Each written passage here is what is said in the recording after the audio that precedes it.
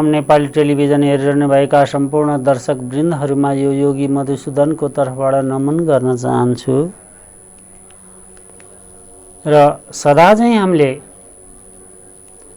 चित्तका वृत्ति र त्यसका परिस्थिति र त्यसका परिणामहरू र त्यो अन्तस्करणमा उनी अनेक प्रकारका भागवेगहरू, असमञ्जस्यहरू, दुविधाहरू र रिसराग द्वेष यी वृत्तिहरूप्रति हामीले चर्चा गर्दै आइरहेका थियौँ। र यसलाई के भनियो त भन्दाखेरि अन्तरङ्ग योग अर्थात् अन्तस्करण।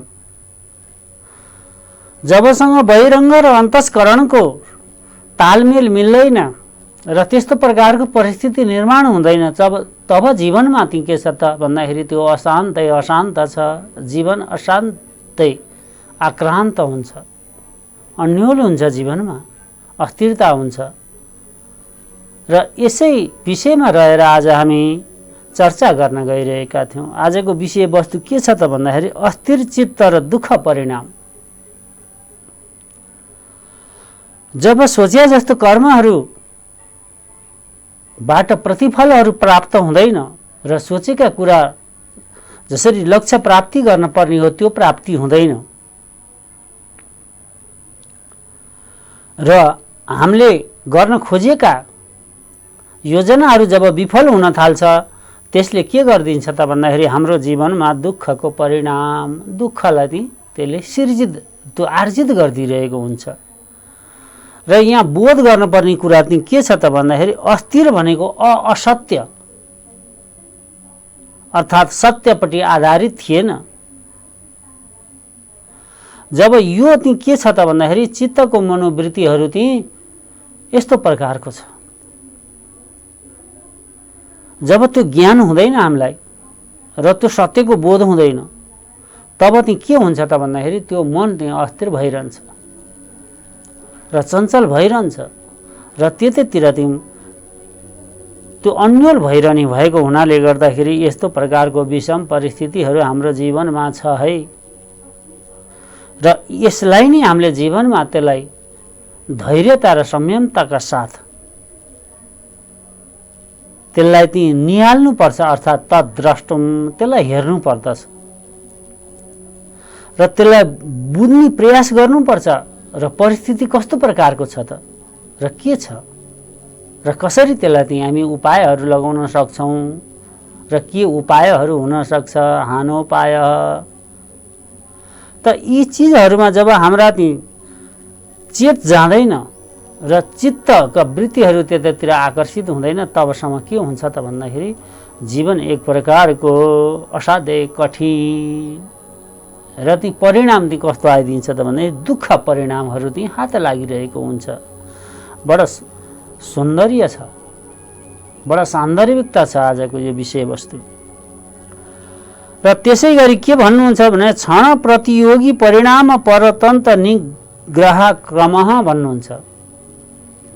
त यहाँ के भन्न खोज्नुहुन्छ त भन्दाखेरि हाम्रा महर्षिहरू एउटा क्रमबद्ध छ, एउटा क्रमभङ्ग छ।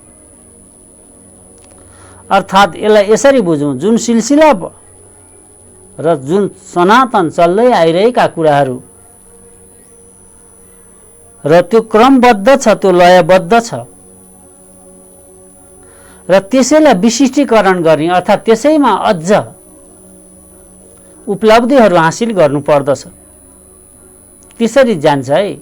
यदि क्रमभङ्ग गरेर नवीन नवीन कर्महरू गर्ने, नवीन नवीन कामहरू खोज्ने र त्यो के हुन्छ त क्रमभङ्ग हुन्छ। क्रमभङ्गबाट फेरि के कतातिर आकर्षित हुन्छ त भन्दाखेरि त्यो क्रमबद्धतिर आकर्षित हुन्छ। यसको यस्तो प्रकारको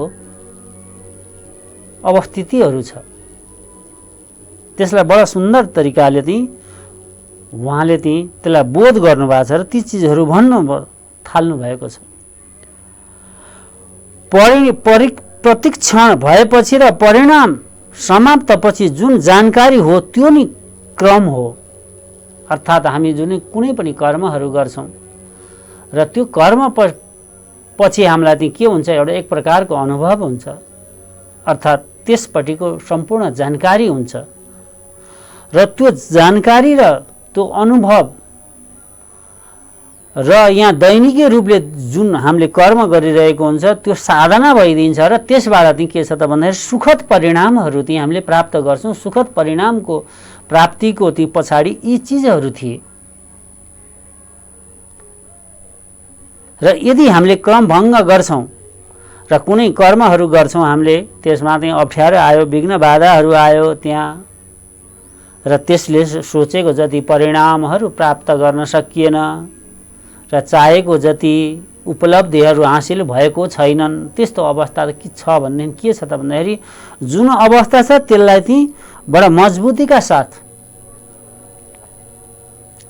त्यसमा अनुसन्धान गर्नु पर्यो, अर्थात् त्यसमा विवेक ख्याति हानु पायो। बडा प्रत्येक साना साना वस्तुहरूमा चाहिँ अब केलाएर हेर्न थाल्नु पर्यो, कहाँ चाहिँ कमी कमजोरी छ र लक्ष्य के हो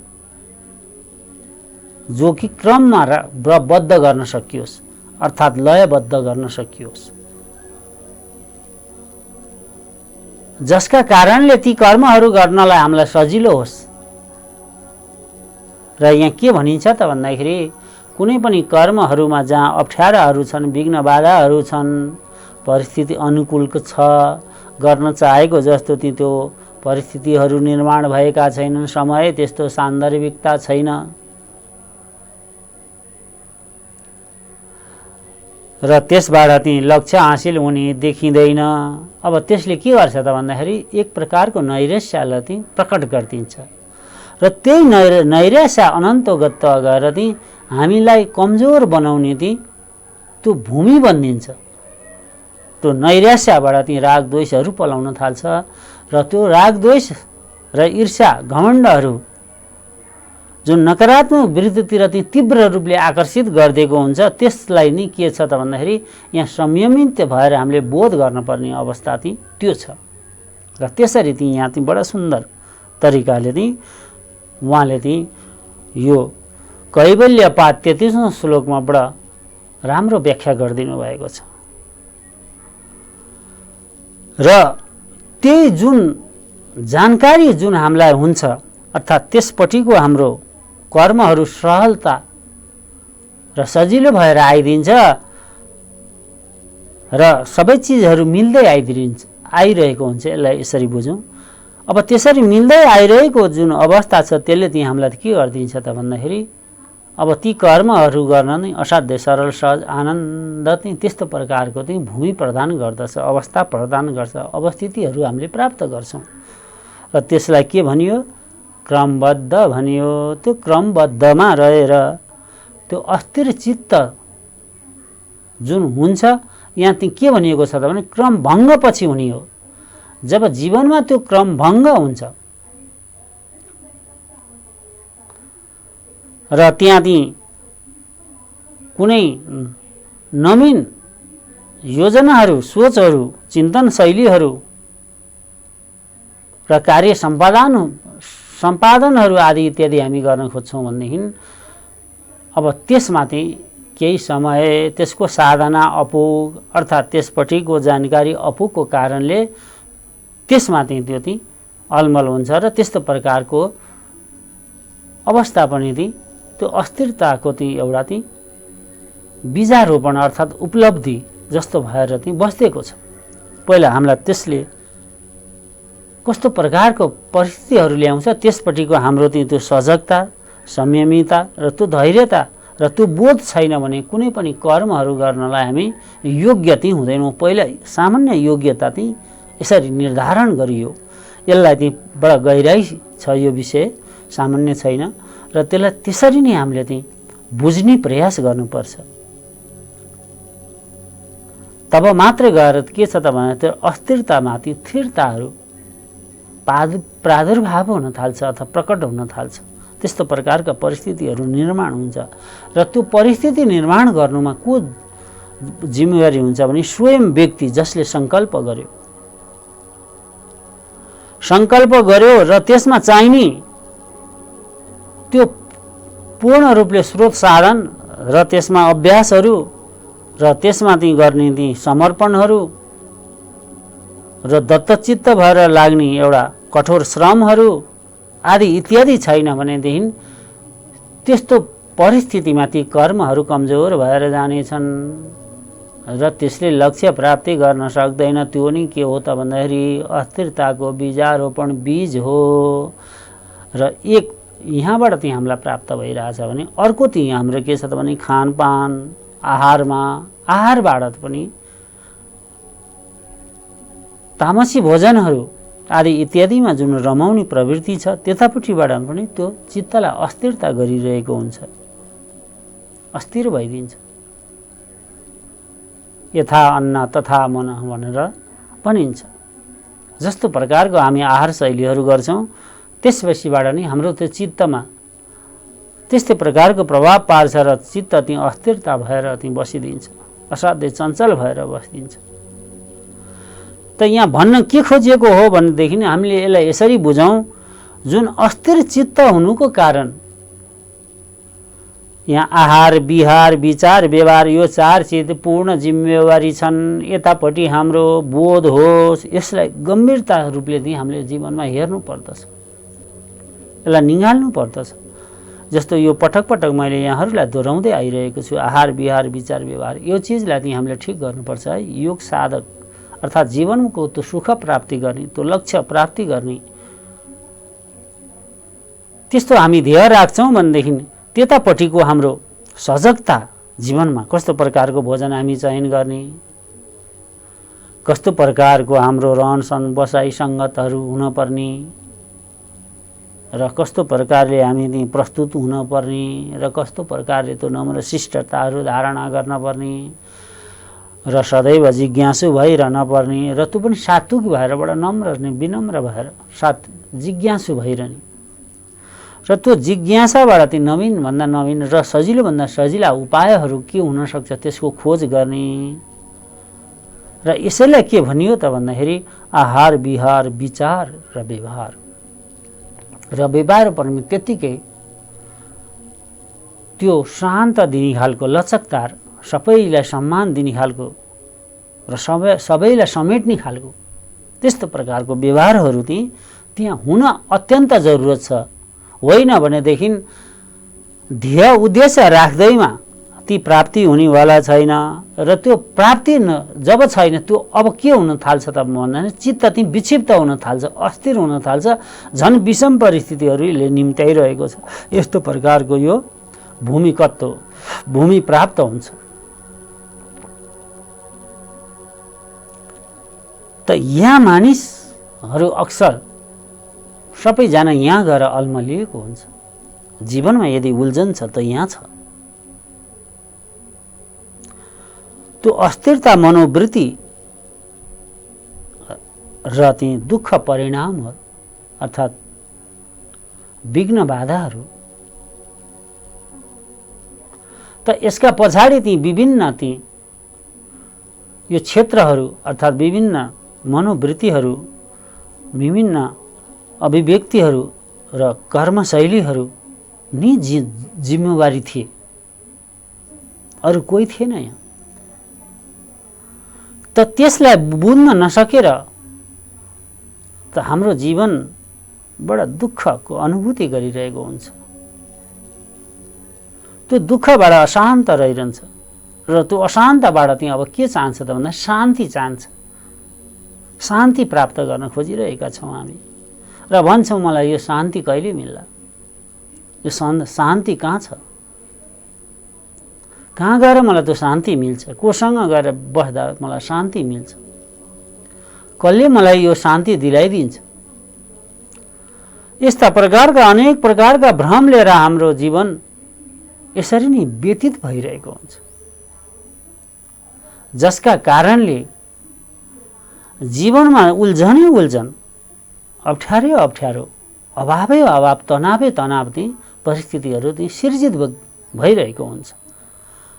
बडा सान्दर्भिकता छ। र त्यो हुनुमा के थियो त भन्दाखेरि बुद्धि, इन्द्रिय, चित्त र पञ्चभूत र शरीर यसको समन्वय छ। बुद्धि के छ? बुद्धि जे सजिलो हुन्छ, बुद्धिको एउटा स्वभाव के छ त भन्दाखेरि जताबाट सजिलो छिटो हुन्छ त्यो सही होस् अर्थात् गलत होस्, जब आफ्नो पालो आयो, आफूले त्यसलाई सम्पादन गर्नुपर्ने अवस्था आयो भने प्रत्येक मानिस अर्थात् त्यो चित्तको स्वभाव नै कस्तो हुन्छ, सजिलो उपायहरू खोजिदिन्छ। कोही त्यहाँ सङ्घर्ष गर्न चाहँदैन, कोही बोझ बोक्न चाहँदैन, कोही बोझिलो त्यो भारीपन लिन चाहँदैन, अर्थात् कठोर श्रम गर्न चाहँदैन। त यी जीवनमा उल्झन छ, जीवनको उल्झन भनेर यहाँ गएर बस्दिएको छ। त मानिसहरू सजिलो प्रकारका मार्गहरू अपनाउने छन्, जसलाई के भनिन्छ त योगमा भने अस्तेय, छलछाम, झुटो, फटाई आदि इत्यादिमाथि मानिसहरू ती कार्य सम्पादन गर्नको लागि त्यस्तो प्रकारका बुद्धि र मनको प्रयोग अधिक गरिरहेका हुन्छन्। के त्यो सामान्य मान्छे, के सज्जन मान्छे, के ज्ञानी मान्छे, के सन्त मान्छे, र सन्तहरूको जीवनमा त त्यस्तो हुँदैन। उनीहरू त्यो तर पनि केही प्रतिशत त्यहाँ पनि प्रयोग भएको हुन्छ। यो 100% विशुद्ध र शुद्ध भेट्न बडो कठिन छ, बडो सान्दर्भिक प्रसङ्ग छ। र इन्द्रियहरू पनि त्यस्तै प्रकारको सुख चाहन्छ। इन्द्रियको एउटै ध्येय के छ त भन्दाखेरि त्यो सुखतिर लालयित हुने, र त्यो सुख चाहिँ कसले भोग गर्छ त भन्दाखेरि यहाँ चित्तले भोग गर्छ। यहाँहरूलाई निवेदन गर्दै मैले आइरहेको छु, इन्द्रियको आफ्नै सुख नभएको कारणले गर्दाखेरि त्यसको सुखको अनुभूति कसले गर्थ्यो त भन्दाखेरि यहाँ चित्तले गर्छ। त्यो चित्त, त्यो मन जुन छ, त्यो इन्द्रियहरूलाई प्रयोग गरेर त्यस्तो प्रकारको सुखको चाहिँ अनुभूति गर्न थाल्छ। र इन्द्रियहरू जब कठोर दुःख त्यस्तो प्रकारको परिश्रम र श्रमहरू गर्न थाल्छ भन्दाखेरि त्यसको महसुस कसले गर्छ त भन्दा चित्तले गर्छ, इन्द्रियले होइन। अब त्यो मनलाई त्यो बडा दुःख भएको अनुभूति गर्न थाल्छ। त्यस कारणले गर्दा आजको प्रसङ्ग के छ, दुःख परिणाम। त्यो दुःख जुन हामीले महसुस गरिरहेका थियौँ त्यो के थियो त भन्दाखेरि यस्तो प्रकारको हाम्रो अवस्थितिहरू, हाम्रो बनावटहरू र प्रकृति प्रदत्त यी गुणहरू र हाम्रा चाहिँ स्वभावहरू र कतिपय अवस्थामा चाहिँ हाम्रा आहार विहार विचार व्यवहार शैलीहरू जिम्मेवारी थिए। र यो पञ्चमहाभूतको पनि यहाँ प्रसङ्ग आएको छ। पञ्चमहाभूतको चाहिँ कहिले जाडो हुने, कहिले गर्मी हुने, कहिले हावाहुरी अन्डरी हुने, कहिले दैवी प्रकोप आदि इत्यादि त्यो भइरहन्छ। तर त्यसबाट पनि हामीले चाहिँ के छ त भन्दाखेरि त्यो दुःखको अनुभूति गरिरहेका हुन्छौँ। दुःख परिणाम, त्यहाँबाट पनि दुःखहरू चाहिँ हामीलाई प्राप्ति भइरहेको हुन्छ। र शरीर र पुरै हाम्रो जुन शरीर जुन छ त्यो चाहिँ परिस्थिति अनुकूल जब भइदियो, अब त्यसले चाहिँ दुःखको महसुस गर्न थाल्छ। त्यस्तो प्रकारको हाम्रा त्वचाहरू छन्, इन्द्रियहरू छन्, ज्ञानेन्द्रियहरू छ, रसेन्द्रियहरू छ, यस्तो प्रकारको अवस्थितिहरू छ। त त्यो पनि के छ त भने नितान्त त्यो बनी बनाऊ सुखको भोग गर्न चाहन्छ। हेर्नुहोस्, यहाँ सबभन्दा ठुलो भ्रम जीवनमा यही छ। त बनी बनाऊ त्यो सुख, त्यो शान्ति, त्यो आनन्द कहाँ छ? सबै बनी बनाऊ छ। बनी बनाऊ नपर्ने हामीले केही गर्न नपर्ने। त्यसो भए यो कर्म अर्थात् साधनाहरू, त्यो सङ्घर्षहरू आदि इत्यादि जुन जीवनको छ त्यो के हो त? त यी गएर जीवन उल्झिएको छ। त यही चिज के थियो त भन्दाखेरि यसैबाट त्यो सुन्दर परिणामहरू र सुन्दर परिस्थितिहरूको निर्माण गर्नुपर्ने थियो। त्यसो भएको हुनाले गर्दाखेरि तपाईँ जुन साधनामा हुनुहुन्छ त्यहाँबाट रमाएर गर्ने बानी बसाल्नुहोस्। त्यो साधना ल्याउनुहोस् जीवनमा। तपाईँ कुनै कर्म गर्नुहुन्छ, बडा दत्त चित्त इमान्दारी भएर निष्ठापूर्वक गर्नुहोस् या त नगर्नुहोस्। बडा त्यसमा चाहिँ कुनै बहानाबाजी होइन, बडा प्रतिबद्ध भएर तन मन सबै लगाइदिनुस्। अब त्यसबाट त्यो सुखद परिणाम आउन सक्छ है, नत्र आउँदैन। यहाँ भनी कुरा गर्नको लागि कुरा बनाउने र कुरा मात्रै गर्ने, त्यस्तो प्रकारका चाहिँ हाम्रा महर्षिहरूले त्यस्ता विचारहरू, त्यस्ता प्रकारका आचरणहरू, त्यस्ता प्रकारका कार्यशैलीहरू सब गलत हो। यो चाहिँ दुःख परिणाम दिने खालका छन् है। यस्तो प्रकारको नगर्नु जीवनमा। त जीवनमा के गर्नु त भन्दाखेरि शुद्ध पवित्र भएर कुनै कर्मलाई शुभारम्भ सङ्कल्प गर्नु र त्यसमा चाहिने स्रोत साधन आदि इत्यादि सबै जोडजाम गरेर बडा प्रेमपूर्वक आनन्दपूर्वक त्यसलाई अब बिस्तारै कार्यान्वयनतिर लैजानु। बडा रमाइलो वातावरणमा त्यसलाई अगाडि बढाउनुहोस्। बडा सहज वातावरणमा त्यसलाई अगाडि बढाउनु। बडा सरल होस् ती कार्यहरू गर्नु। तब मात्र ती कर्म वृत्तिहरू चाहिँ के छ त भन्दाखेरि सुखद परिणाम दिनमा सामर्थ्य राख्छन् है। होइन भनेदेखि हामी चाहिँ एउटा कुनै सङ्कल्प गर्छौँ, त्यसलाई चाहिँ बल जबत हट समय अनुकूल के कसो छ, अनुभव के कसो छ, त्यसको मतलब छैन। जसरी नै हुनुपर्छ भनेका छौँ, वरपर अगाडि पछाडि जो छन् सहयोगीहरू त्यसलाई पनि हामी त्यस्तै प्रकारको चाहिँ दबाब सिर्जित गरिरहेका छौँ, दबाब दिइरहेका छौँ। यो त अज्ञानी मानिसहरूको चाहिँ वृत्ति हो। यो ज्ञानीहरूको मानिसहरूको यस्तो प्रकारको वृत्ति हुँदैन। ज्ञानी व्यक्तिले के गर्छ त भन्दाखेरि एउटा चाहिँ मार्ग निकाल्छ, त्यो मार्गमा अरूलाई हिँड्न सजिलो हुन्छ। त्यसैलाई भन्यो अनुभव व्यक्तिको यस्तो प्रकारको स्वतत्व लक्षण परिणामहरू देखा पर्दछ। त्यो शक्ति र सामर्थ्य, त्यो खालको ज्ञान यदि व्यक्तिमा छ भने त्यस्तो व्यक्तिहरूबाट मात्रै कार्य सम्पादन हुन्छ। यहाँ ती माया लागेर दया लागेर कसैलाई तपाईँले दिनुभयो र त्यो कार्यतिर त्यो योग्य थिएन, त्यसमा अनुभव थिएन, त्यसमा ज्ञान थिएन, त्यस्ता व्यक्तिहरूलाई राखिसकेपछि अब परिस्थितिहरू कसरी बन्दै आउँछ त भन्दा यस्तो प्रकारको दुःख परिणाम दिने र अस्थिर चित्त वृत्तिलाई चाहिँ बडा प्रशय दिने अवस्थाहरू चाहिँ हाम्रो जीवनमा त्यो देखा पर्दछ र त्यो भोग्न हामी बाध्य हुन्छौँ। यस्तो प्रकारको स्थिति छ र त्यसमा पनि धर्म र लक्षण र अवस्था र प्रत्येक चिजहरूको आफ्नो एक धर्म हुन्छ, एक अनुशासन हुन्छ, एउटा कार्य सम्पादन गर्ने शैली पद्धति हुन्छ। त्यसलाई चाहिँ के भन्यो त भने क्रमबद्ध, अर्थात् सत्य र असत्य यो दुईटामा चाहिँ हामीले यसलाई जोडेर पनि हेर्न सक्छौँ। जुन सत्य छ र समय सान्दर्भिकता छ र आवश्यकता छ, त्यो चिज के छ त भन्दाखेरि त्यो आफै सुरुवात गरिदिनुहोस्, आफै त्यो मौलाएर जानेवाला छ।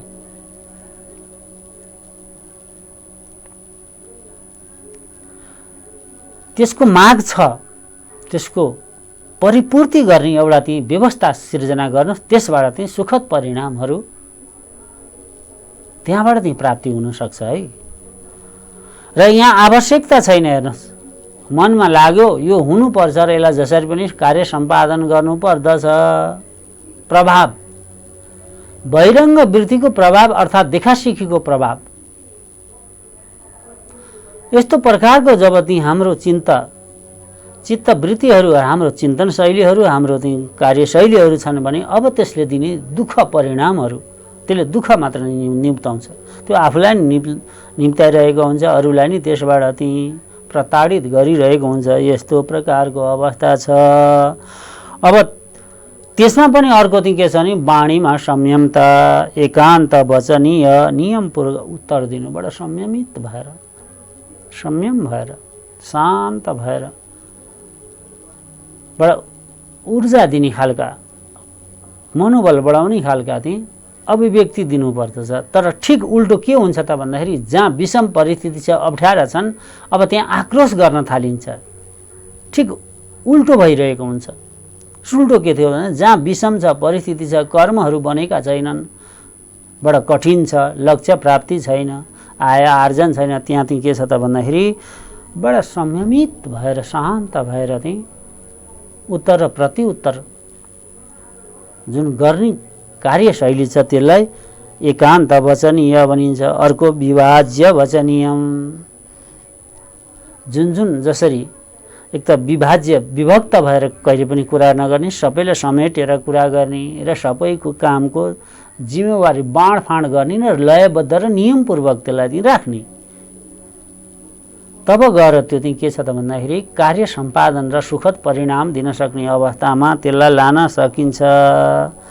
र अवचनीय, जसलाई बोल्नै नपर्ने प्रसङ्ग अवस्थालाई उठाउनै नपर्ने कुराहरू पनि यदा कदा त्यो आक्रोश र अभाव र तनावको परिस्थितिमा हामी गरिदिन्छौँ, त्यो चाहिँ गलत हुन्छ। त्यस्तो नगरिदिने, बोल्नै नपर्ने कुराहरूमा संयमित भएर शान्त भएर बसिदिने, जहाँ जुन चिजको आवश्यकता छ त्यसलाई मात्रै प्रयोग गर्ने। यस्तो प्रकारको जब हाम्रो जीवनमा एक प्रकारको साधना अपनाउँछौँ, जीवनलाई त्यसरी हामीले ढाल्छौँ, तब मात्रै गएर त्यो सुखद परिणामहरू हाम्रो जीवनमा प्राप्त हुनेछ। होइन भने त्यो अस्थिरता र दुःख परिणाम नै हात लाग्दछ। यस्तो अवस्थिति छ, यसलाई बोध गर्नुपर्दछ भन्दै आजका मेरा यी बाणीहरू यी विश्राम लिनेछ। हरिओम तत्सत् तत्सत् तत्सत्। सर्वे भवन्तु सुखिनः, सर्वे सन्तु निरामया, सर्वे भद्राणि पश्यन्तु मा कश्चित् दुःखभाग् भवेत्। असतो मा सद्गमयः, तमसो मा ज्योतिर्गमयः, मृत्युर्माहामृतं गमयः। ॐ शान्ति शान्ति शान्तिः।